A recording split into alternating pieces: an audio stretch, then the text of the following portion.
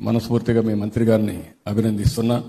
ఎందుకంటే బాత్రూమ్ ఫోటోలు తీసే పని లేకుండా మీకు విముక్తి కలిగించారు. నాకైతే ఆశ్చర్యం వేస్తుంది. ఒక పవిత్రంగా భావించే టీచర్ని ఎంత అవమానపరిచే పరిస్థితికి వచ్చారంటే, ఇంకొక పక్క ఒక్కసారి బాధ కలుగుతుంది, ఆవేదన కలుగుతుంది, ఆవేశం కూడా వస్తుంది.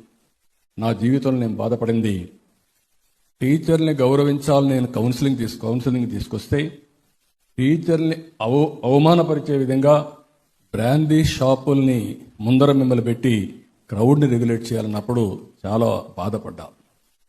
మీరు ఎంత బాధపడతారని ఆలోచించాను. ఎందుకు ఈ మాట అడుగుతున్నానంటే, చాలామంది ఉంటారు గవర్నమెంట్లో, పోలీసులు ఉన్నారు, హోంగార్డ్స్ ఉన్నారు. కానీ అందరికంటే గౌరవించవలసిన వృత్తి, పిల్లల భవిష్యత్తు తీర్చిదిద్దే శక్తి ఉండే ఏకైక వర్గం టీచర్స్. అలాంటి